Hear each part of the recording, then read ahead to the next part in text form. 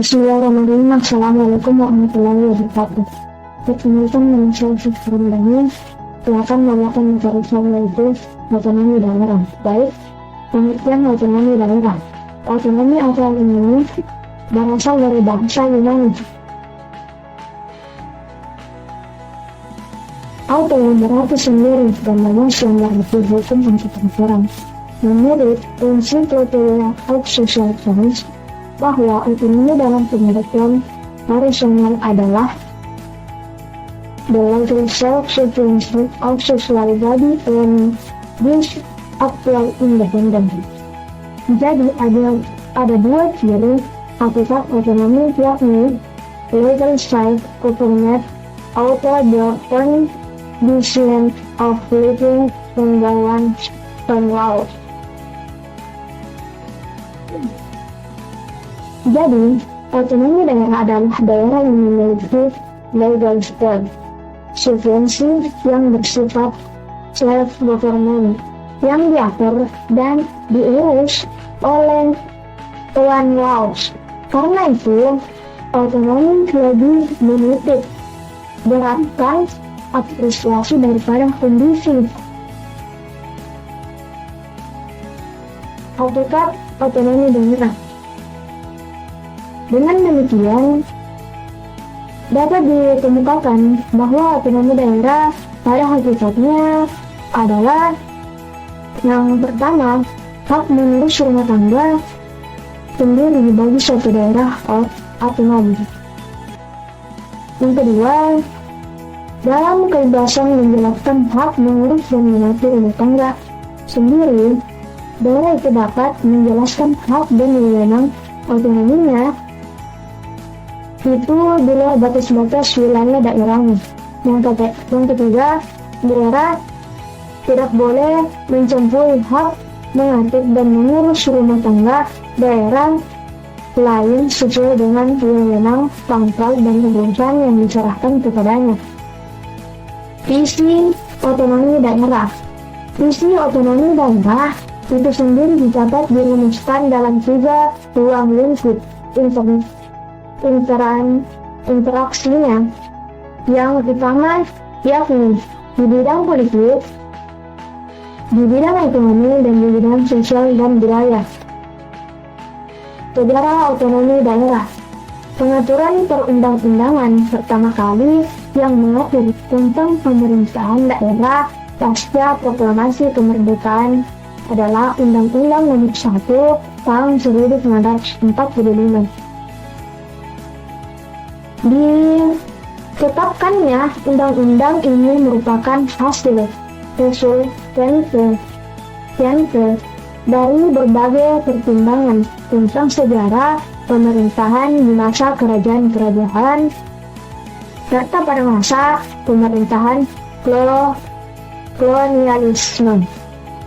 Penjelasan secara otonomi daerah di Indonesia selalu ditandai dengan lainnya suatu produk perundang-undangan yang menggantikan produk sebelumnya. Prinsip-prinsip otonomi daerah. Prinsip pemerintahan otonomi kepada daerah adalah prinsip demokrasi. Perbedaannya masyarakat dan aparat serta pelayanan umum.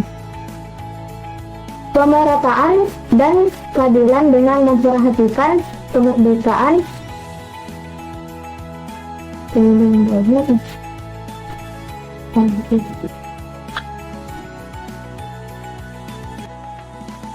pembagian kekuasaan dalam kerangka otonomi daerah. Yang pertama, pembagian kekuasaan secara horizontal. Pergeseran yang dimaksud adalah pergeseran klasifikasi kekuasaan negara yang umumnya terdiri atas 3 jenis kekuasaan, yaitu kekuasaan legislatif, eksekutif, dan yudikatif. Menjadi enam kekuasaan negara yaitu kekuasaan konstitusi, kekuasaan eksekutif, kekuasaan legislatif, kekuasaan yudikatif, kekuasaan Usaha atau inspeksi kekuasaan moneter. Yang kedua, pembagian kekuasaan secara vertikal. Berdasarkan ketentuan tersebut, pembagian kekuasaan secara vertikal di negara Indonesia berlangsung antara pemerintahan pusat dan pemerintahan daerah, pemerintahan provinsi, dan pemerintahan kabupaten atau kota. Otonomi daerah dalam pemilihan kepala daerah langsung. Pemilihan umum kepada daerah, pilkada secara langsung pada hakikatnya dianggap sebagai bentuk perwujudan praktek demokrasi yang paling sempurna, karena dengan pemilihan kepala daerah secara langsung ini diharapkan mampu memunculkan calon-calon pemimpin yang dikenal lebih dekat dengan masyarakat. Secara teoritis, tentu pemilihan keadaan langsung memberikan peluang yang sangat luas bagi masyarakat untuk berpartisipasi secara aktif dalam menentukan pejabat publik di daerah masing-masing. Kesimpulan, mengatur dan mengurus sendiri urusan pemerintahan dan kepentingan masyarakat di tempat menurut apresiasi masyarakat. Untuk meningkatkan daya beli dan hasil dengan pemerintah bangsa dalam bentuk dalam pembangunan ekonomi daerah dapat diartikan sebagai kewajiban yang diberikan kepada daerah pasangan untuk sesuai dengan peraturan perundang-undangan. Berbicara mengenai perjalanan dan perkembangan otonomi pemerintahan daerah di Indonesia dari segala aspeknya, seperti penyelesaian satu kasus yang sangat panjang, bahkan mungkin jelas-jelas lagi sejelas yang mencoba mereviewnya, kecuali bagi kalangan atau untuk keperluan sendiri. Secara teknis, tentu hal itu tidak jadi masalah, karena kebijakan mengenai ekonomi daerah dari satu regulasi yang sudah tidak berlaku lagi mungkin sudah kehilangan manfaat. Namun bagi keperluan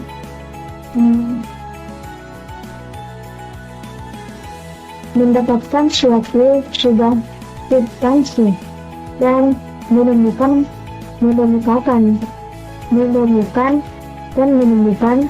masyarakat di sekitar implementasi otonomi daerah di Indonesia.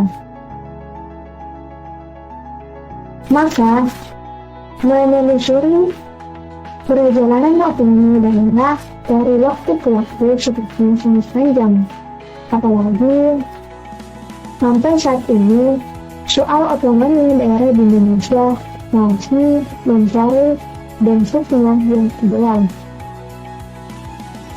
Dalam perspektif ini, dengan menelusuri regulasi berkaitan dengan otonomi daerah, sedikitnya akan ditemukan mengapa kebijakan otonomi daerah di Indonesia selalu berubah-ubah.